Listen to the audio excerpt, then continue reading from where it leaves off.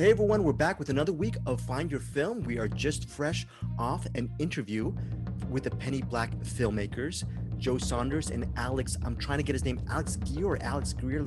I'll look him up right now. Hold on. Greer. Can you guys help me out? I'm just kidding. Greer. Alex Greer. Like Judy. Yep. Like Judy Greer. I should have asked him if he's related to like Judy Greer or Jane Greer from Out of the Past, but should have asked that. But anyways, we just got off with maybe Bruce 25, 30-minute interview, it seems, with those wonderful filmmakers. How did it go, Eric? What did you think? Did we do a good job? What do you think? I thought it was great. Yes. I love those guys. That was really fun. And you know what? What's great about this, listeners, please go check out the Penny Black. It's available it's available via rental or buying, or you can buy it. There's going to be links in our podcast descriptions. It's pretty much everywhere you can get it. We really enjoyed it because why, Bruce? Why did we like the Penny Black so much as a doc?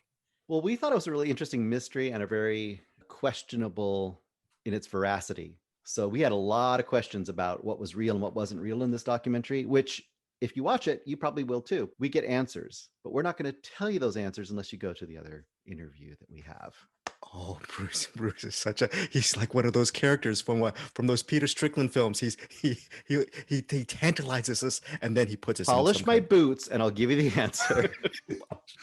Okay, yes, Bruce, we will polish your boots. That is also a mini plug to our recent podcast of Peter Strickland for our director's spotlight. We covered the Duke of Burgundy and the King of Burgundy, the Duke of Burgundy and In Fabric. That was from a couple of days ago. And also this week, we will be releasing check out our interviews with the Penny Black filmmakers. Really wonderful documentary. And you know what's cool about this? We're such fans of the movie. You should also check their website as well. But we get a lot of those questions answered on our podcast. So definitely check out the podcast because the Penny Black is very, very interesting. And Eric, did you get you started off with a big question. Did you get a lot of your questions answered from this interview? Greg, I'm not a softball interview. I like to do the hard-hitting questions, such as what's your favorite movie and what's it like to make an awesome movie? Listeners, here's a I'm a spoiler. dickhead. I'm sorry. I was the proverbial dickhead who asked the favorite movie question because Eric Holmes is trying to be nice. We had to figure out what to put in the box. And dude, there's so many things to tease about this interview. It's so good. Yes. I'm sure Bruce has a great one to put in the box that I do. I can also tease it. Want me to tease the interview really quick? Yes. Okay, Sister Christian, okay. By the way, listeners, I just edited Bruce because he's just saying he just sang Sister Christian, you're the only one. It's a reference to what movie, Bruce Berkey? Oh, I don't know. Some little movie by some guy. Okay. It's about a woman on roller skates. I don't know. Something that's not actually the right lyric, so you can keep that. That's an invention of Bruce's. Yeah. Oh, okay. Really? Oh, okay. No, it's actually that part you got to block out. I got to block. By the way, Bruce and Eric really hate me because when they listen to the podcast, they see all my horrible edits that I do as Gregor Scissorhands. And I'll be editing those out. But yes, Sister Christian, that is a really nice, tantalizing tease from Bruce Perky. And now this week, our featured reviews. By the way, before we get to that, Perky, Texas. How was your weekend watching movies? Was it really enlightening? Was there a classic that you got? Were you able to see something really amazing this week? Yeah. Well, I mean, we had the Peter Strickland stuff, so I got a little of that under my belt. But then I also I watched a few good things here. I got to take a trip out to Texas, so it was a surprise trip from the box. Speaking of singing, because there is a surprise trip from the box at the end of here's a little teaser. At the end of this episode, Bruce Perky, in honor of that box movie that he's going to be reviewing, he will be singing a song in Espanol for us. Bruce knows what that reference means. You all right? You're going to sing a little Spanish song for us? I don't know if I know the best little whorehouse in Texas, but in Spanish, but I'll try. By the way, that's a good movie. Eric Holmes, good week of watching movies. Mucho Spaquito.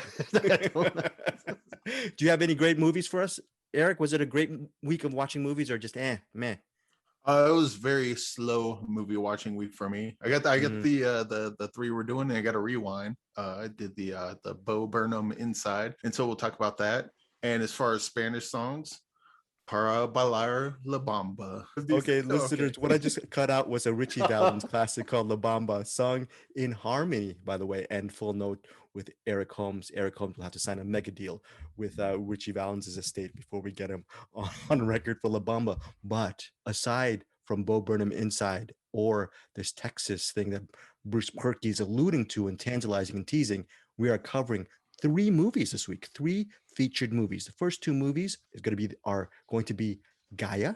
I think that's how we pronounce it, Gaia. Bruce Perky, you think it's pronounced Gaia or Gaia or Gaia? You think Gaia maybe? I've always heard it pronounced Gaia. So okay, Gaia. That's going to be our first movie. Our second movie is another new film called. Hey, how you doing, Eric? You doing all right? You doing okay? Hey, I do all right. No, I'm just we're family around here, right? I love you. You love me. The one thing I don't like is Bruce wasn't around for this movie. Maybe you were too busy in Texas, but we make cake for everyone. Bruce, you didn't eat cake, Bruce. You didn't eat cake. You need to eat a little cake. I was offended. I refused to watch Old Fellas. Okay, old fellas. So that is a horrible allusion to The Birthday Cake, which actually deserved a much better introduction than from me and Eric. We're also covering The Birthday Cake. And last but not least is this movie headlined by Saul Williams that all 3 of us have seen. It's already out on digital for you to watch. It is called Akilla's Escape. The previous movies, The Birthday Cake and Gaia, will be available for viewing digital-wise, I believe, on this Friday, this week. Okay, so first off, we are going to start off with Gaia.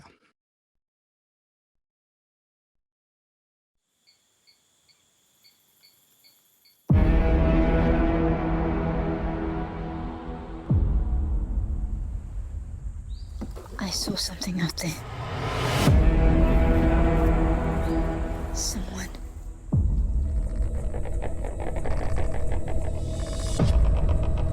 The largest organism on the planet lives right here. Growing. Waiting. And it's ready to spread. She lives in the forest. Who? God.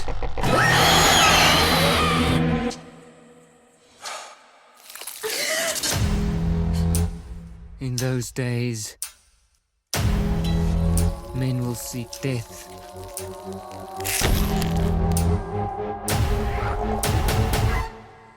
But will not find it.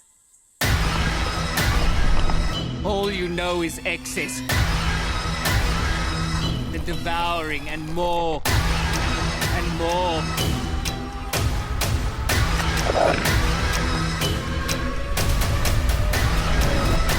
The swarm of locusts swirling around the earth, faster and faster, and you think you can save them.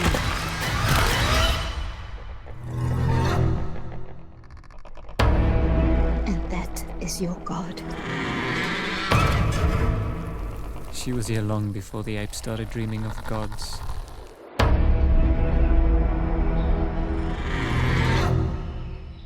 And here's the premise of Gaia. Two park rangers, okay? 2 park rangers, they're manning a drone somewhere in the forest. And there's a lot of trees. There's seemingly no sense of civilization. They're just thick in the wilderness. And what happens is, well, one of the forest rangers, her drone gets lost in the forest, and she decides they're out on the lake, or is it the river? They're out on the river, and her boss wants to keep on trudging forward, but she says, no, we got to find the drone. The drone crashed somewhere in the forest. She starts looking for the drone, and she ends up getting caught in a trap, okay? A trap that hits her foot. Her foot is injured.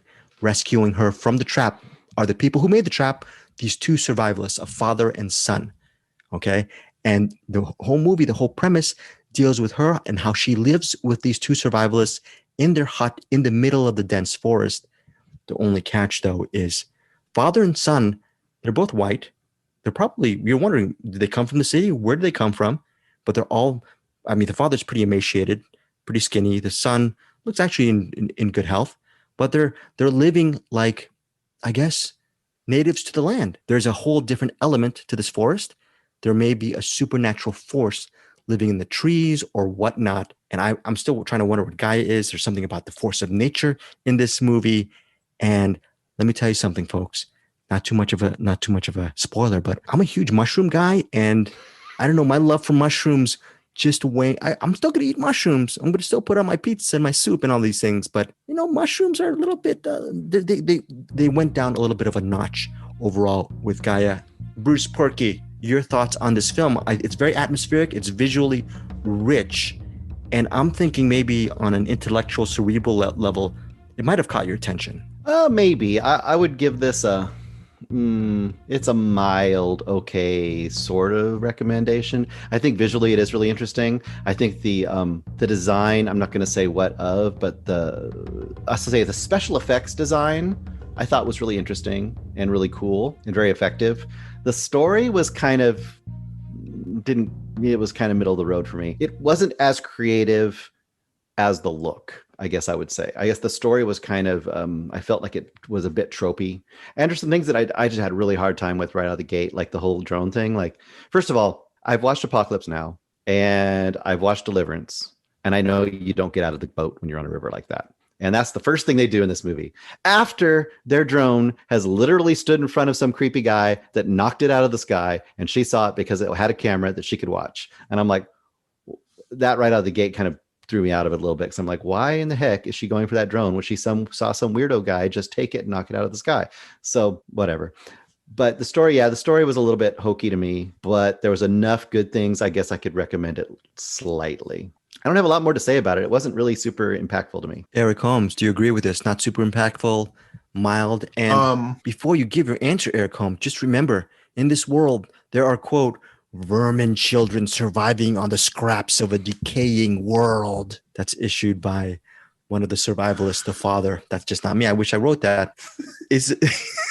What do you think? Is Gaia filled with vermin children surviving on the scraps of a decaying world? Or say that last part again, exactly how you said it.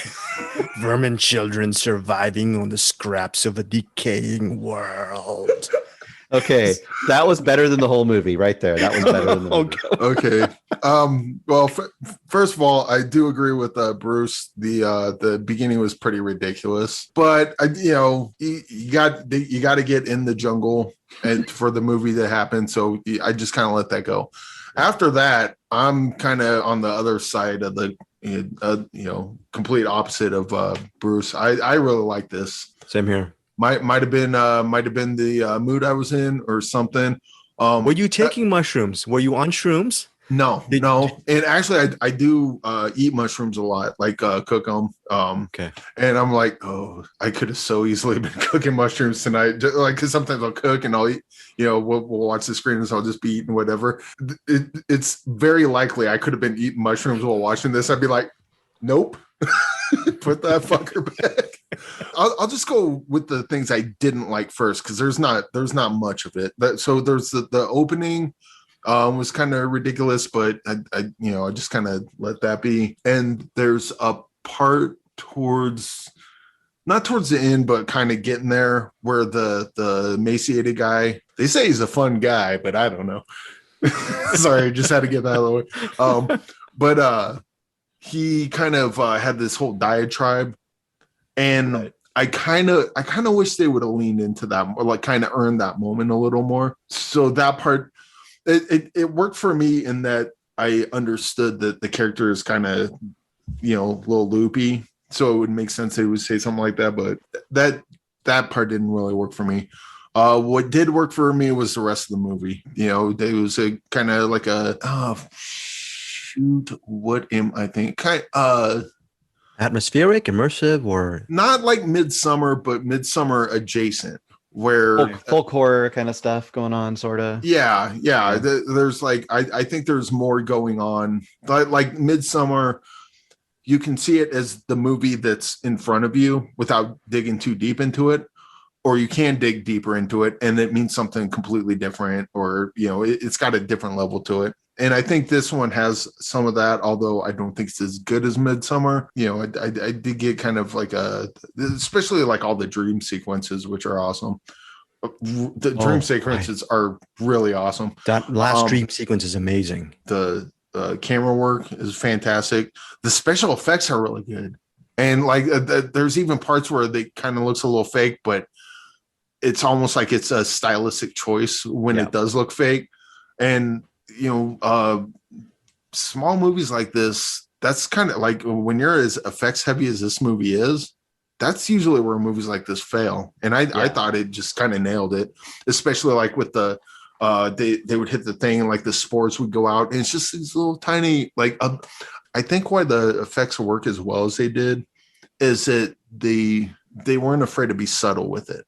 Because usually if you have effects, you have the thing right up there, and it's right up front and center in the camera, and the effect is going, and you're looking right at it, and you can see all the flaws. Even if you don't recognize them, your brain kind of tells you when something's off. But this did the thing where like a lot of the effects were kind of that they were just real subtle and kind of out of the way, or kind of, the effects in this were great. They had some practical ones, the CGI, both of them worked together wonderfully. And all the dream sequences, this just hit me just right. Other than those two things I mentioned right off the top that I didn't like, everything else just kind of worked for me.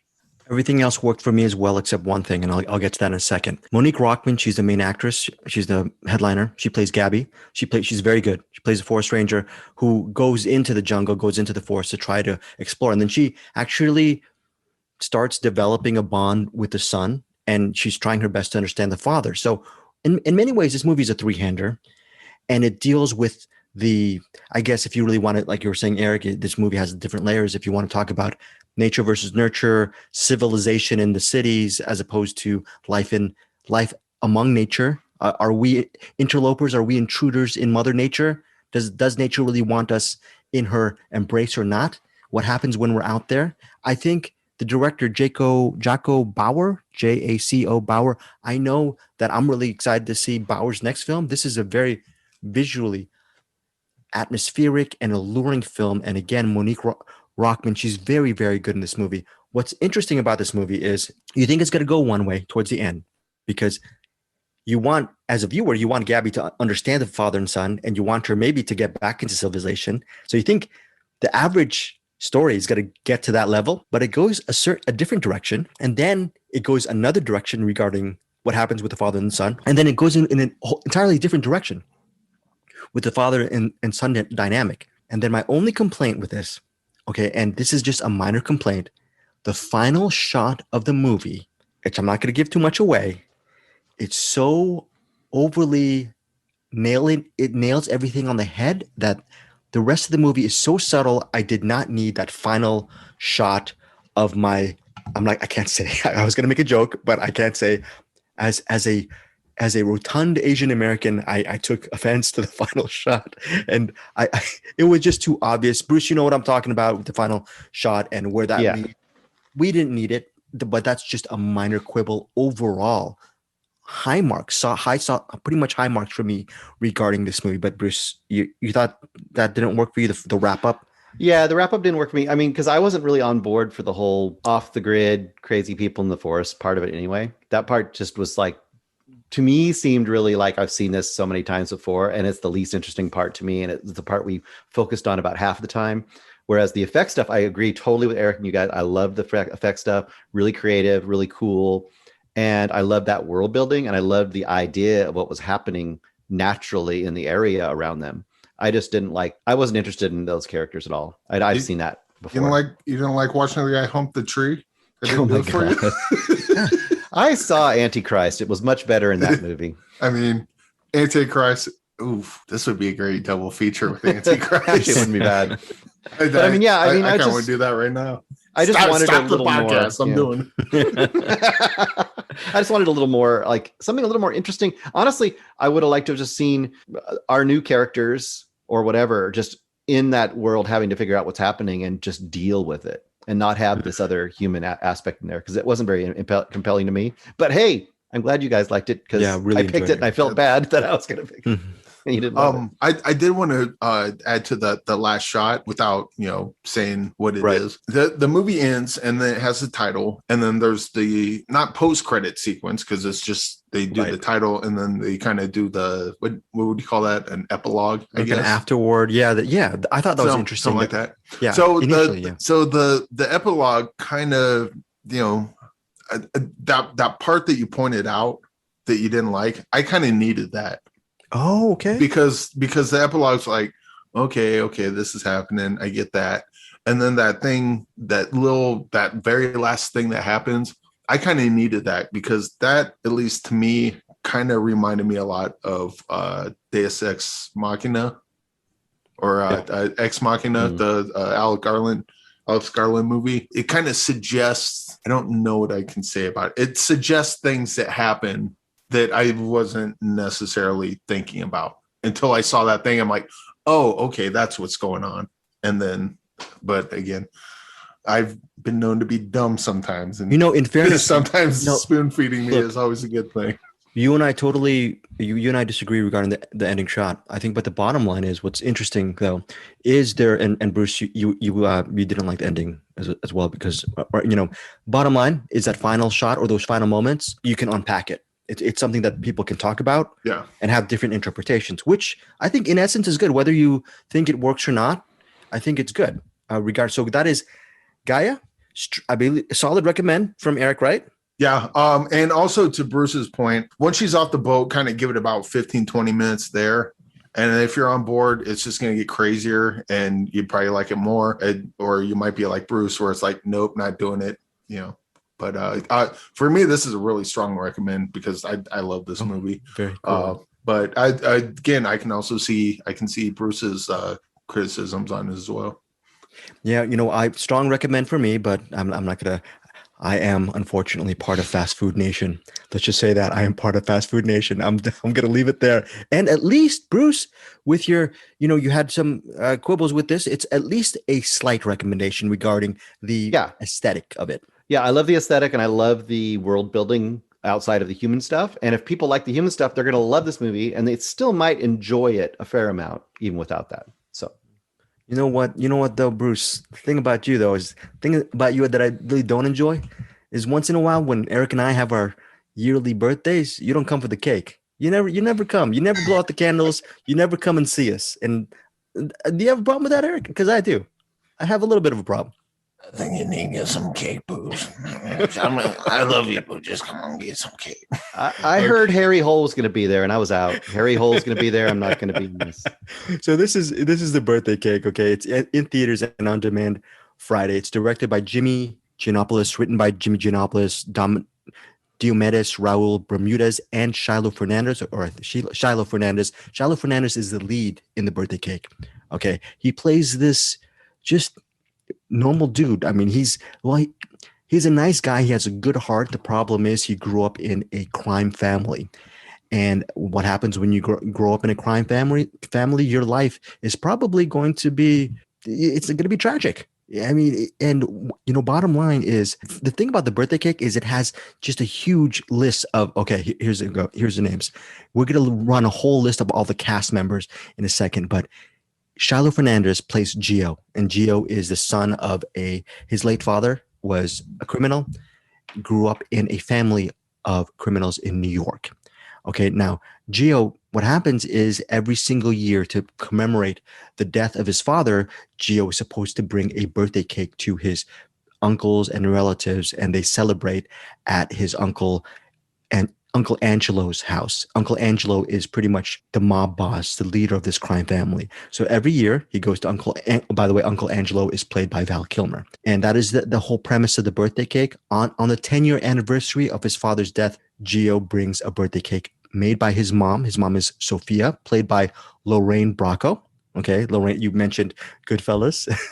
And so, by the way, this has just an amazing cast. Okay, so this time out, in the 10-year anniversary of his father's death, when Gio comes over to Uncle Angelo's house, maybe things might not go as planned. It might not just be your average celebration. So the entire movie deals with Gio actually traveling from one place to the next, with the ultimate destination being Uncle Angelo's house. It's a coming of age drama with mob influences and violence, and et cetera, et cetera. I'm just going to read a laundry list of the actors involved along with Shiloh. By the way, he's very good in this movie. Ewan McGregor, he plays a priest. Val Kilmer, aforementioned Val Kilmer. We mentioned Lorraine Bracco. Bruce Berkey, you were talking about Boogie Nights. William Fichtner is in this movie. He plays Uncle Ricardo. Uncle Ricardo is actually a cop. Yes, I don't think William Fichtner is in Boogie Nights. Oh, my bad. I thought he was think in. so. Oh, my fault. He was. But he is Go. he is in this. Okay, he's in this. I was thinking of William Fichtner in Go. That's it. Yeah. My fault, folks. Regarding the Boogie Nights reference with William Fichtner, Ashley Benson from Pretty Little Liars, Penn Badgley from Gossip Girl, and you is in this. Aldous Hodge, Jeremy Allen White, Luis Guzman's in this. John Magaro, Emery Cohen, so many. Paul freaking Sorvino. There's a lot. And if you're a fan of Sopranos, you're going to see a couple of the actors. We already mentioned Lorraine Bracco. Just a laundry list of really good actors involved in this movie. It's an indie film. Eric Holmes, you and I saw it. What were your thoughts regarding the overall entertainment value behind The Birthday Cake? So in the mid 90s, when Quentin Tarantino was kind of becoming a thing, you hear a lot. Ever since then, you hear a lot of critics talking about the post Tarantino. Oh, it's the Tarantino ripoff. And they usually kind of shit on them. I mean, the more popular ones are Boondock Saints, maybe Suicide King, stuff like that. This is one of those type of movies, like 25 years later, and I kind of liked it. I didn't love this movie, but it was pretty fun. It's just a pretty simple story. A guy trying to get the cake to his was it Val Kilmer's birthday party, trying to get a cake there, and then the stuff that happens on the way there. So the plot's kind of fun. There's a bunch of really cool scenes in this. I wanted to touch on Val Kilmer just because he's got the tracheotomy, so they got to do subtitles. And I thought that was a character, and I looked it up, and I guess he actually, that's for real, which is, it's sad, but it's also kind of heartening. It's sad that, I guess he got throat cancer, but I mean, he's still with us. So there's a little, this is not necessarily the movie's fault, but just the fact that Val Kilmer's still there and still acting and still doing his thing, kind of got a little charge out of that, and that made me smile a little bit. Yeah, it's not like the best version of this movie, but it's still pretty fun, and the plot's fun enough, and watching all the different actors pop in and out, and the ending. I think the ending was probably my favorite part of this whole movie. It has a very good slam bang. Yeah, slam bang, slam bam, third act, and it really merits it. Shiloh Fernandez, I remember several years ago, he started a movie with Emile Hirsch called Peel, and it had a very emotional. I think he played Peel's brother, and it is a very emotional scene. And I remember watching that, and I was thinking, I haven't seen Shiloh Fernandez in the remake of The Evil Dead in 2013, but I definitely want to see him in a lead role. And well, he's one of the co-writers, and he's the lead in this. He's pretty good in this movie. As the guy, as Gio is a guy, he's not your stereotypical dude who's really a crime guy. He doesn't want to be involved in the business whatsoever. He's sort of the meek, good-hearted kid around the block. And it's really interesting to see how he handles the violence and the corruption and the tragedy around him. I thought he was pretty good as the stereotypical cipher who just weaves his way through this narrative. And then, as Eric was saying, the final moments of this movie really does pay off. In fairness to this movie, though, it's going up against, like you were saying, the Tarantino films from 25 years ago, even longer than that. If you're a fan of Scorsese's Mean Streets, it has some of those echoes as well, or even De Niro's A Bronx Tale. If you're a fan of any of those movies, this is worth just to watch, just to watch, check it out. It's good enough to merit your time, in my opinion. I would say if this movie came out around the same time as, let's say, Boondock Saints, this would probably be on that sort of level. Yeah, I think, but I mean, this is 25 years later, so maybe it won't kind of hit people the same way that Boondock Saints did. But I think it's just as good and just as fun. Now, maybe you disagree with me, Eric, but look, the movie has so many people you've recognized in cinema before. I thought the movie was, to be honest, had a good enough story where you didn't have to have all of those recognizable faces every single second. So no, but I mean, if you're going to go to a fun amusement park and they're going to keep handing you beers every 10 minutes, I'm not going to say no. And Eric Holmes correctly rebuts me regarding my birthday cake thing. Anonymous actors versus people you know and love. Probably Eric Holmes. I know, definitely Eric Holmes wins that round. So if you want to see people on the birthday cake, these candles that you're going to blow out, you're going to recognize pretty much every single candle, aka character in the birthday cake. And again, Shiloh Fernandez is pretty good in this movie. This gets a pretty solid recommend from me. Slight recommend from you, Eric? Or Yeah. If you're into the kind of movies that we mentioned, I would give this a shot. Like if you're one of the people that seen something like Suicide Kings or Boondock Saints and you just kind of roll your eyes at it, this is not going to be for you. Or then again, I mean, Val Kilmer's in it and he's still with us. So take solace in that. Happy to see Val still doing it. And if you're a fan of Paul Sorvino, he has pretty much a relative cameo in this movie, but it's still worth seeing Paul Sorvino work, no matter how little of a cameo it is. Again, that is The Birthday Cake. It is tabbed a mob crime drama. It is in theaters and on demand June 18th. So those are the movies that are coming out June 18th. That is The Birthday Cake and Gaia. And now our third movie actually came out last week.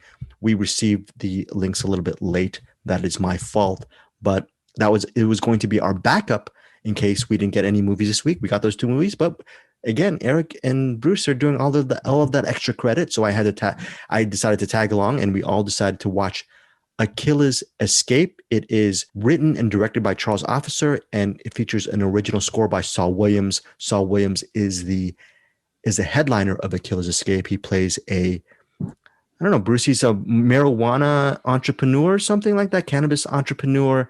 He's been actually operating that for years. But now here's the thing. With Akilla is a little bit frustrated because for years he was operating a pretty good crime business because marijuana was illegal. He was making money. He was actually making money for this person called the Greek, and she is his boss. She's making money for him. He's making money for his business partner, who's played by Colm Fiore. By the way, our podcast should be called the Colm Fiore podcast because we seem to actually review every single movie that Colm Fiore does. Bruce Barrett, by the way, pointed that out. But yeah, he's making money. But the problem is marijuana is now a legal business. And Akilla, he's lived a life of crime, and he's indoctrinated into this way of doing business that now when marijuana is getting legal and his business can become pretty much his earnings could double, triple, quadruple fold or whatever. He doesn't want to be the next Starbucks. He has enough money. He just wants to leave the scene. But unfortunately, what happens on one of his drops at night, there is a drop or exchange gone wrong. And he and his business partners or colleagues, they are robbed. And there is a killing that takes place. And what happens is Akilla is left with one of the robbers, and one of those robbers is actually a kid. Yeah, the boy is named Shepard. And the rest of the movie has Akilla trying to get Shepard to actually give him the names of the people involved in this crime.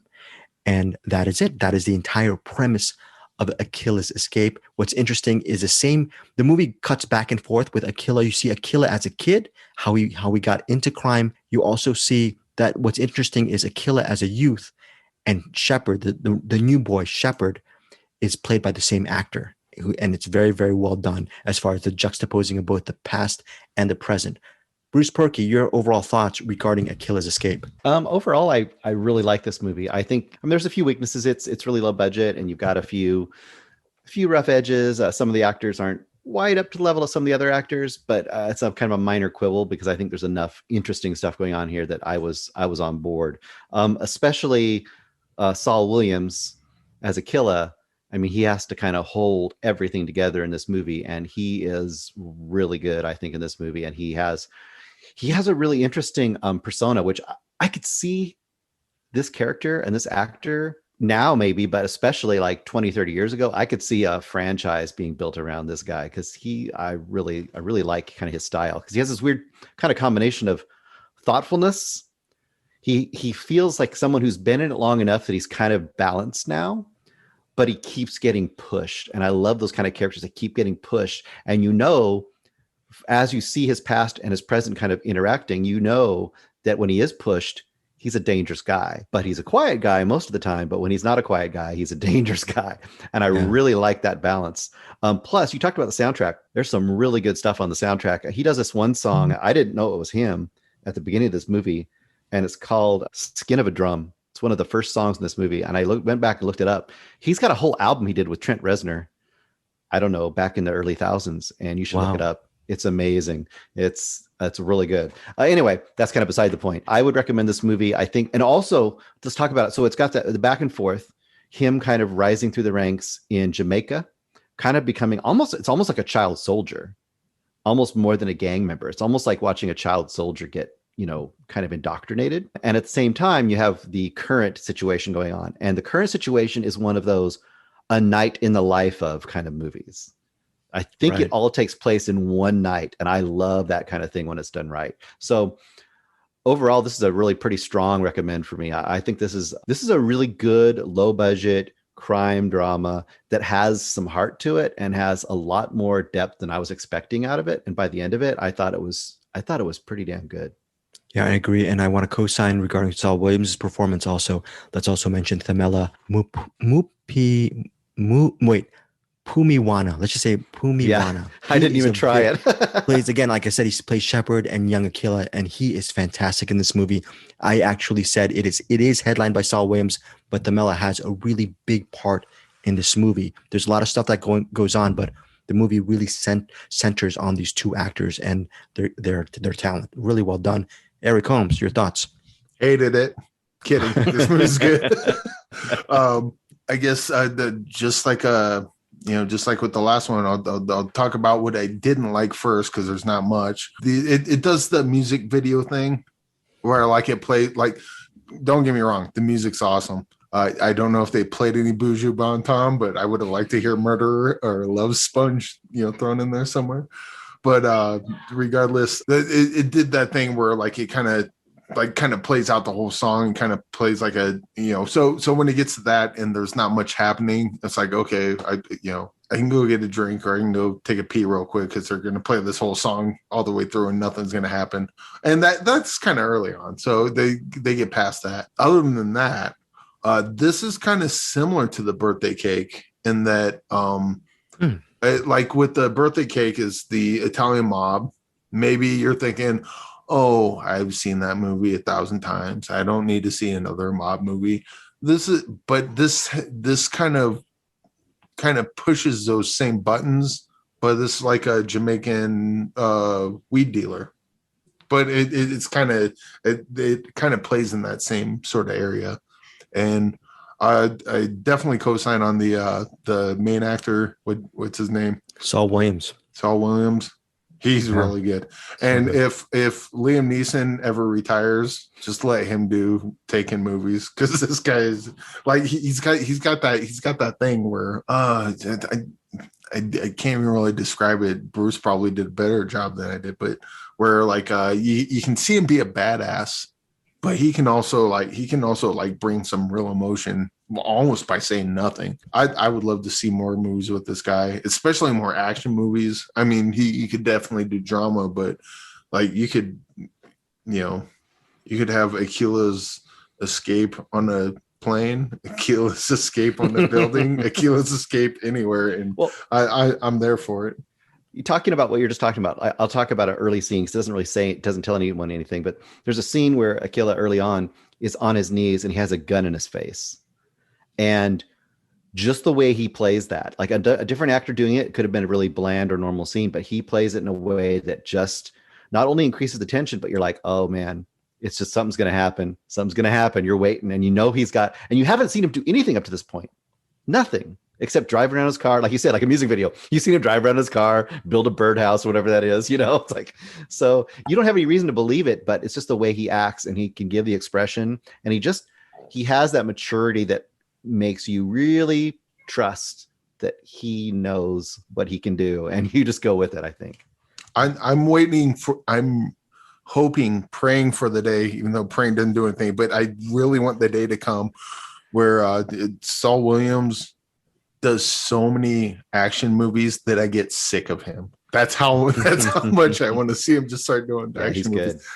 He's very good. And look, credit goes to Charles Officer. He co-wrote this with Wendy Motion Brathwaite, and he directed it. Charles Officer directed it. This movie, towards the end, the director, Officer, he could have actually made this very saccharine and very heavy-handed, and he decided to pull things back. Did you guys like that? The fact that he didn't go overboard with the emotional fireworks and wrapping everything up in a nice little bow, that kind of crap. I did. I liked how he played it out. I'll just say there's a standoff of some sort that plays out differently than I thought it would. And there's a scene after that played out differently than I thought it would too. I thought it was pretty subtle and well done for the kind of movie it is. I mean, it gives you the action and it does some things that are pretty straightforward, but it stays subtler than it needed to be. And I think that's appreciated.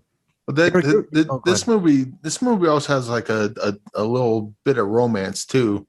That kind of works in this movie, and it shouldn't. Like usually that sort of thing is just like tagged on. It's like, okay, let's move past this. But like in this movie, I'm like, no, we can stay here for a bit. I'm cool with that. By the way, there could be another movie. I just want Akilla, just a prequel of Akilla's Escape, where it's just Akilla beating up that guy incessantly over the years. That by the way, listeners, there's a person who's an enforcer. He's the enforcer of the mob boss, aka the Greek. There should be movies with Akilla just beating him up in previous iterations. So having like a Hope and Crosby, I hate you kind of, but I need you kind of relationship. So, is he what was it, her son or her nephew? I think it's what are you doing with my nephew? Funny you should mention that. I won't say any more because that'd be spoilers. But yeah, that was a really good scene. So that is Akilla's Escape. As of this recording, it said it's in theaters, but most of you will check it out. Probably it's available right now in all digital platforms. So check out Akilla's Escape. Before we end on that, Eric, you're very good at warnings and caveats and everything like that. For people who are really deep into crime dramas, is there a warning? And this goes to you, Bruce, that this movie has a lot of heart and a lot of drama. Do you think people who are expecting just your crime, violent movie should steer clear from this? You know what I'm saying? That kind of thing. Like, I mean, or no? Is that?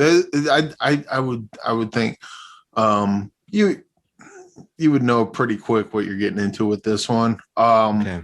I mean, as far as like crime, like movies of this type, much like The Birthday Cake, this one's kind of rough around the edges, but it kind of sort of works for this. I don't really have any sort of caveats on this one.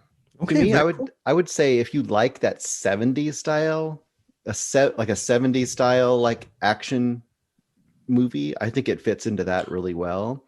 I think it's not John Wick. This is not really flashy, super stylized. This is more, you've got a character, you're with him, and you're going to get to know him and why he does what he does. But when he wants to kick ass, he will kick ass. So if you hate Jamaicans, you will not like this movie. Very funny. Or Colm-Fiore. If you hate him, you won't like it. Colm-Fiore and Jamaicans, don't see Akilla's Escape. But other than that, all three of us gave it solid to even strong recommends. Bottom line, all three of us recommend Akilla's Escape, again in theaters, but most of you will see it on digital. We do have a movie rewind this week, and that is courtesy of Eric Holmes. I think Bruce Berkey was espousing the intelligence and the awesomeness of Bo Burnham inside, and Eric Holmes, do you co-sign on Bruce Berkey's previous review of this, I guess, Netflix, was it a movie or doc or what is it, whatever that is? I would actually kind of call this a musical, I guess. Mm-hmm. I was listening to Film Vault and Anderson called it a musical,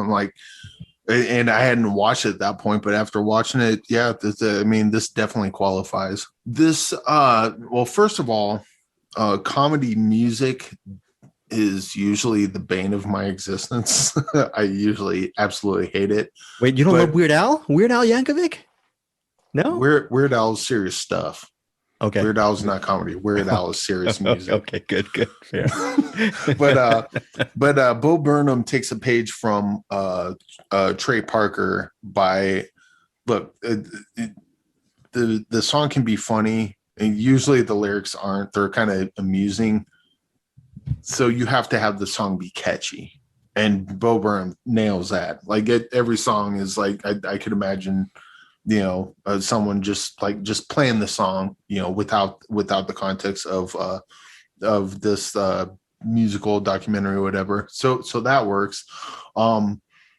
As a full piece, I was getting kind of frustrated a little bit because he has really good ideas, and you can tell he has real frustrations that he wants to kind of express. And then a lot of times he'll kind of, I don't think he seems confident enough in them. Almost like he's like, I'm saying this thing, but then I'm going to do this joke to kind of pare it back. It's like, no, you got a good point. So the whole time I'm watching this, I'm like, I just want to hear Bo Burnham talk. Like, just like I listen to him talk on a podcast and get those ideas out of him. Then it kept going, and he seemed to get more confident. So it was almost like you're watching him grow in his art as you're watching the musical. And so this is weird to say, because all my problems with it were kind of slowly fading away as it went on. Almost like we're watching, someone just, kind of mature as it goes on. And then it gets to the very last moment of it. And I'm like, oh, here we go. He's going to do that thing that I know he's going to do, and he's going to bug the shit out of me. And then he didn't. I was like, good job. Perfect dismount. I think he has more growing to do. I really want to see him do something earnest, because I again, he's got a lot of ideas in him. I would like to see him kind of grow in his confidence and be able to say his ideas and express those without having to feel like he needs to, what's word, kind of like defend them before it comes out. You know what I'm saying? But as it is, this is he's very charming, he's very funny, he's very talented, and I'm glad I saw this, and I can't wait to see the next one. And I just hope he knocks it out of the park even harder next time. Okay, so that is Bo Burnham Inside. Bruce Berkey recommended it, I think a previous week or a couple weeks ago, and strong recommend from Eric Holmes. And it sounds like it's interesting. I like the way you reviewed it. It's like it seems like he's workshopping the material, and the more he workshops it, it's getting better as the whole thing. And I think that was kind of the whole point of it, or the whole theme of it was him like, I don't know what I'm doing. And then, anyway, yeah, this is really good. And lots of people talked about it. Lots of people praised it, and they're all correct. Yeah. and they're all correct. Okay. So that is Eric Holmes' Rewind of the Week. And now we're going to go to the Bruce Berkey double segment. First off, Bruce Berkey has a recommend. I think he's recommending, for some reason, an elemental. I don't know what this is. I'm not going to recommend the elemental. I'm going to just do Katelin Varga. Oh, okay. All right. Yep. Changing it up. Yeah. Okay. I'm gonna reduce it down a little bit. Don't you dare penny black me, Bruce Berkey, you son of a. Okay, so Katelin Varga. This is the first feature, I believe, from Peter Strickland. No. Yep. It's the first feature by Peter Strickland. I thought, you know what? We never got to talk about it. I'll talk about it a little bit, because it's probably the least seen of his movies. And hey, it gives you a chance to go back and listen to the rest of our special episode on Peter Strickland, where we talked about In Fabric and the Duke of Burgundy. So Katelin Varga, 2009.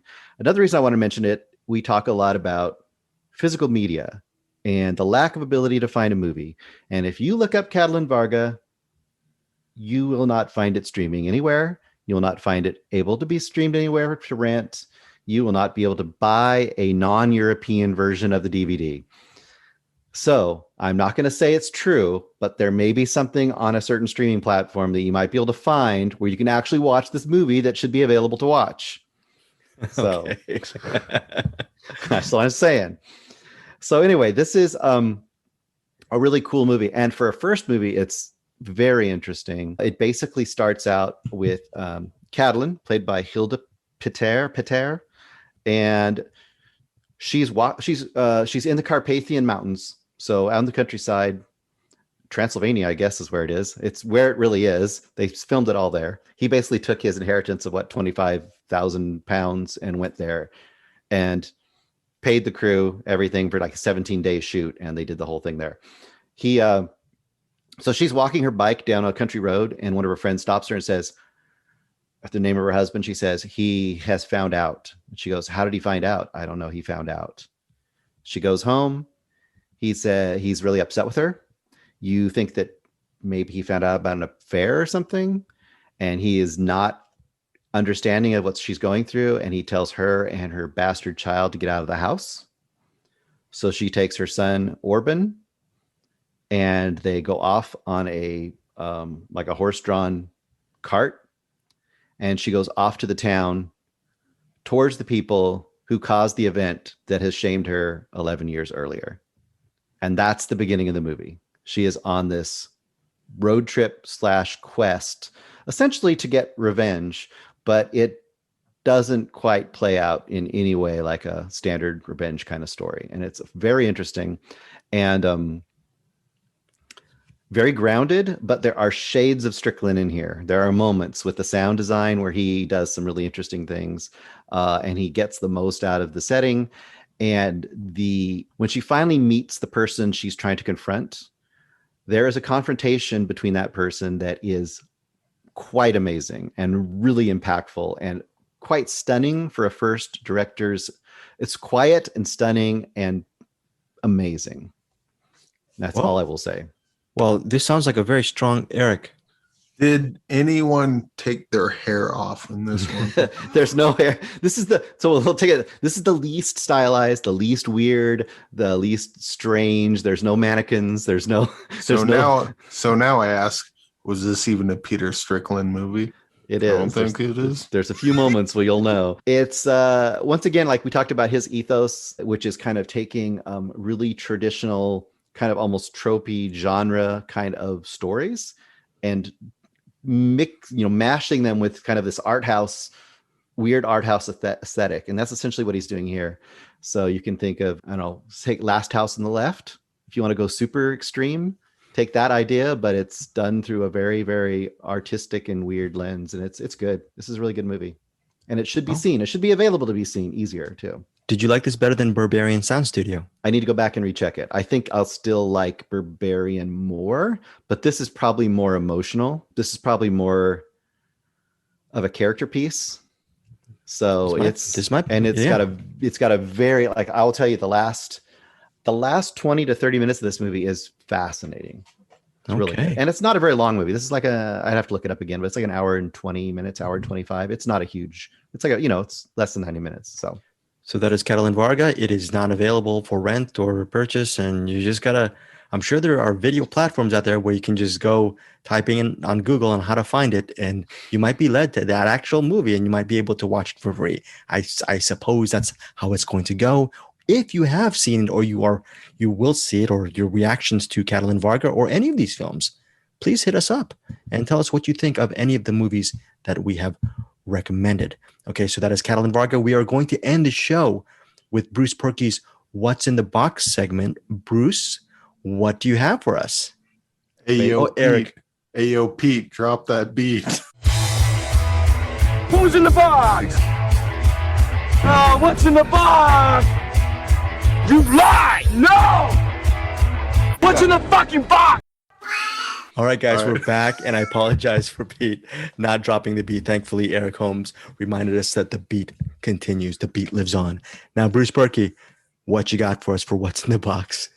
Well, we have Andrew Martin's suggestion. Now, originally, you had given me sad eyes because you thought I was going to be stuck watching, what was it?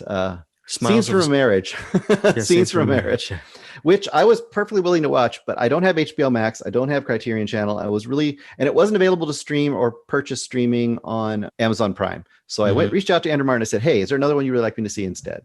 And he suggested I watch Paris, Texas by Wim Wenders. Now, I'm sure Greg thinks that's an equally horrible choice. Well, okay, before you start your review, I don't know if you guys know this. I interviewed Wim Wenders over the years a bunch of times.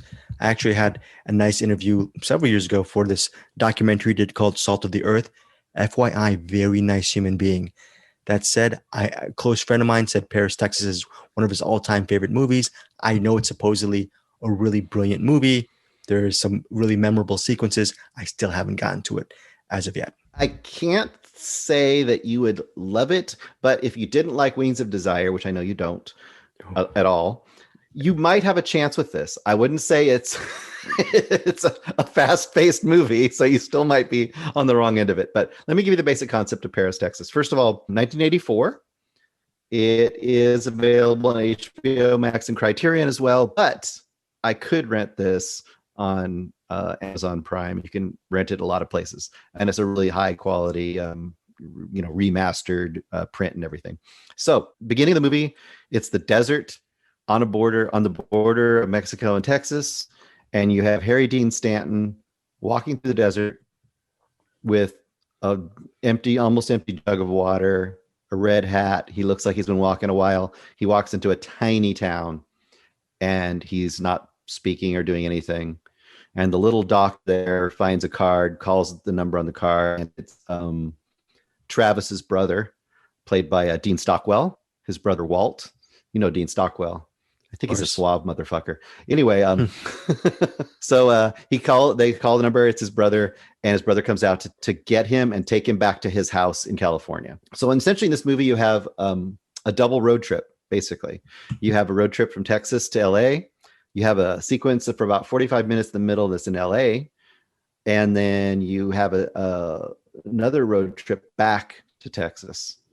And as you go, you slowly see Travis, the character of Travis, slowly coming out of whatever, I don't know, catatonia or amnesia or whatever he's been going through. And you start to slowly discover what has happened to him, what has happened to his wife, and what has happened to his kid.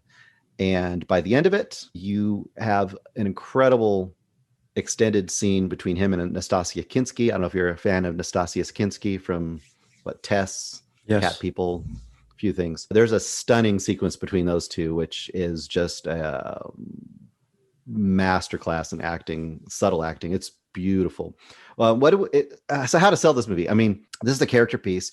This is a piece where it really has those kind of grounded Americana, where you are like, it's neon and desert towns and small hotels and dust and, Harry Dean Stanton walking across an overpass on a freeway in LA while the airplanes are landing, like real airplanes are landing.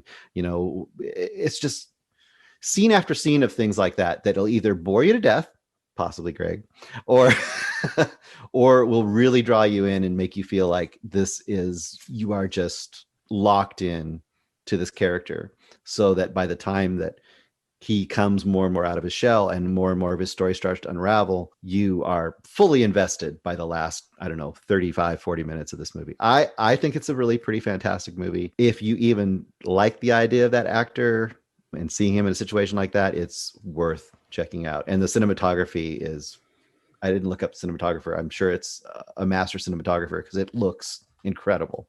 That movie Lucky or something starring Harry Dean Stanton, that was my favorite movie that year. So maybe I might have it. Maybe. I guess it would definitely probably tap in. Certain parts of it would definitely tap into those vibes. It's weird because the first half, he's almost like a Rain Man sort of character. He's not, but he's almost that detached from the real world. Like he's almost mute in fact, I don't think he says a word for 30 minutes. It's Dean Stockwell losing his mind because it's almost like a Rain Man in that situation too. Like he's having to try to get him back to LA and dealing with it.